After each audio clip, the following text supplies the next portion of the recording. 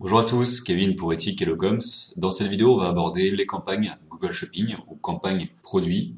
Ce qu'il faut savoir, c'est que ce levier, il est en progression constante. C'est un format d'annonce qui est en progression constante. Et c'est un format qui a une très grande attractivité, par lequel on a la possibilité de filtrer les audiences dès le moteur, en ayant moins de clics indésirables, étant donné que si la personne n'est pas intéressée par le visuel du produit, elle va passer son chemin, tout simplement. Sur ce levier, la concurrence est moindre par rapport au search pour l'instant, puisque tous les annonceurs ne l'ont pas activé sur la plupart des secteurs. Donc on a un meilleur taux de conversion avec des CPC qui sont globalement inférieurs à ceux du search. Donc on a une meilleure rentabilité, forcément. Et c'est un format d'annonce qui est annoncé comme l'avenir du e-commerce sur AdWords. Donc ce serait une très bonne chose si vous avez un e-commerçant de l'activer, bien évidemment. Donc à quoi ressemble ce format d'annonce? Format d'annonce produit. Il va se présenter de la façon suivante. Donc on va avoir, avec les résultats de recherche, ces annonces produits qui vont faire la promotion des produits par leur visuel, le titre du produit et son prix directement sur moteur. Alors la première chose à faire pour mettre en place ces campagnes shopping, ça va être de générer un flux des produits du site de votre annonceur. Ce flux va être un fichier XML qui va faire l'inventaire de tous les produits via des items dans lesquels on va avoir une multitude d'informations qui vont être renseignées pour Google. L'ensemble des spécifications techniques du flux produit, vous les trouverez dans le support Google. Si vous tapez Google Shopping, vous allez avoir toutes les informations pour réaliser ce flux XML et renseigner les bonnes informations pour que Google puisse l'interpréter et que Google puisse le valider. Donc une fois que vous aurez travaillé ce flux XML, vous allez vous rendre sur le Google Merchant Center directement via Google et vous allez créer votre compte Merchant Center. Donc en donnant l'ensemble des informations de votre annonceur.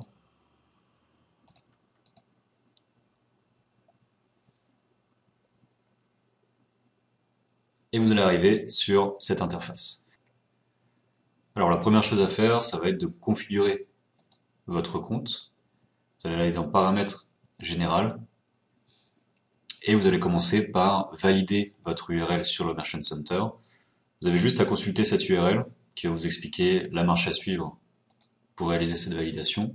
Et ensuite, vous allez pouvoir valider l'URL et la revendiquer. Une fois que ça se sera fait, vous pourrez utiliser votre compte Merchant Center et intégrer votre flux. Pensez à renseigner l'ensemble des informations et les confirmer ici. Donc une fois que vous aurez validé votre compte, vous allez pouvoir créer un flux Google Shopping. Donc vous allez prendre l'URL de votre flux XML et vous allez créer un flux test pour commencer. Donc sur la France, le nom du flux va être le flux test.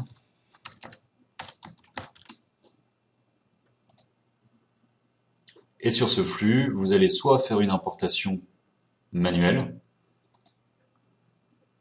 vous allez choisir le fichier XML de façon à pouvoir l'intégrer sur le Merchant Center, soit vous allez créer un planning et aller le chercher automatiquement en ligne à intervalles réguliers.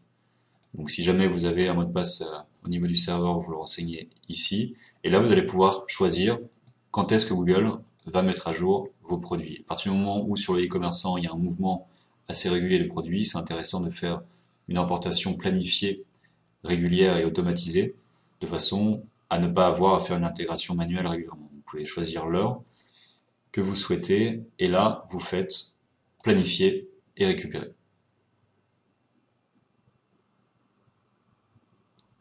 À partir de là, vous allez avoir un traitement. Google va aller chercher l'ensemble des informations de votre flux produit et ensuite les ajouter à l'interface. Une fois que vous aurez téléchargé votre flux test, Google va vous dire si tout se passe bien, s'il y a des erreurs, et si erreur il y a, il va vous demander de les corriger. Vous les corrigez. Une fois que votre flux test est OK, viable, sans aucune erreur, vous passez sur un nouveau flux de données. Et là, cette fois-ci, c'est un flux réel qui sera diffusé sur Google Shopping et que vous pourrez utiliser ensuite pour vos campagnes PLA. Donc une fois votre flux réel créé, vous allez pouvoir vous lancer dans la liaison avec AdWords de votre compte Merchant Center et dans la création de campagnes Google Shopping, campagne produit. Donc on va aller sur un compte AdWords et on va créer une nouvelle campagne, une campagne Shopping. Donc on va l'appeler tout simplement Shopping. donc type shopping ici. Ici, vous allez avoir votre ID de compte Merchant Center. Donc si vous ne l'avez pas déjà lié, vous pourrez le faire à ce niveau-là. Le pays de la vente sera la France. Le réseau, on va laisser tel quel. Les appareils également sur la France.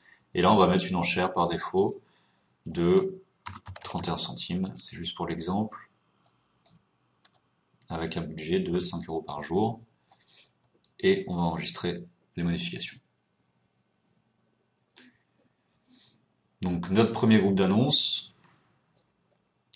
on va le laisser tel quel, pas de code de promotion, on va enregistrer et continuer. Donc là on va avoir une campagne shopping avec un premier groupe d'annonces sur lequel on va avoir l'ensemble des items qu'on a renseignés dans notre flux qui vont s'afficher ici. Donc là, on va les avoir par catégorie, on peut les trier également par marque. Donc ça correspond à un balisage que vous allez faire sur chacun des produits de votre flux. Donc vous pouvez les récupérer par marque. Donc tous les produits qui auront une balise marque, par exemple ici, Alpinestar, vont se retrouver dans cette liste. Par ID également, par type de produit. Si vous avez des AdWords label ou AdWords grouping, vous allez les récupérer ici. Donc l'intérêt ici, ça va être de faire une catégorisation de vos produits par ad group. Donc là, on va peut-être avoir un ad group sur lequel on aura uniquement la marque Alpinestar et uniquement les produits Alpinestar. Ça nous permettra de faire un ad group par marque différente, par exemple. Après, ça peut être d'autres critères, ça peut être des thématiques, ça peut être des catégories, ça peut être des groupements de produits via les AdWords labels. Et ça nous permet ensuite derrière un ad group par marque et d'ajuster les enchères en fonction des groupes de produits qui correspondent à une marque. Donc voilà, on a fait le tour de comment fonctionne l'intégration du flux et comment paramétrer des campagnes Google Shopping. N'hésitez pas à lire l'ensemble de la documentation sur Google Shopping, sur le centre d'aide Google qui est vraiment très bien faite.